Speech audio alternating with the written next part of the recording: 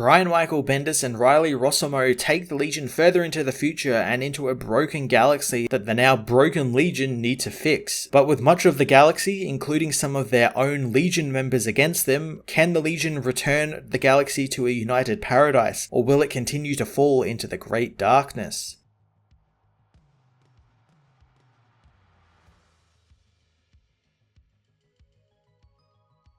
Brian Michael Bendis again delivers a wonderful continuation of his recently wrapped up Legion book, picking up some of the plot threads he teased at the end of that book to develop an interesting story involving Element Lad bringing about this teased great darkness from the previous run, as well as a new age for the galaxy that sees more powered individuals rise up. I really loved all the little bits of continued character development that continued in this issue from the previous Legion run, specifically Chameleon Boy's part in the story. Reap developing anxiety and wrestling with who he is quite a fantastic continuation of his story from the recent run, where he was dealing with the same sort of stuff and where he was dealing with this immense pressure from his mother, who was at the time the president of the United Planets. So he had this pressure to, one, be a good son and report to her about what the Legion were doing, but then also he was part of the Legion and didn't want to betray his friends. So it's great seeing that sort of continue here. Triplicate Girl's story dealing with the death of one of herself was great and kind of heartbreaking, especially after the portions we got previously about how the triplicates are linked and how their powers work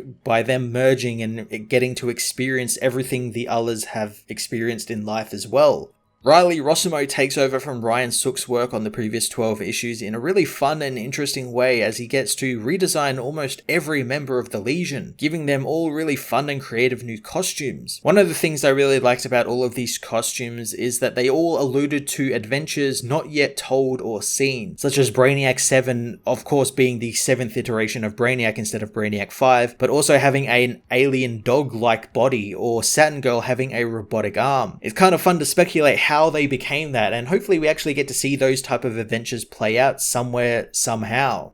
Future State Legion of Superheroes issue 1 wonderfully built off the stories told in the recent finished Legion book, expanding on the little character development moments we got with the Legion throughout that book, as well as giving us some fun and creative alien and costume designs, and a great continuation of the Element Lad story kind of teased at the end of the final issue there. I'm going to give this issue a 9 out of 10.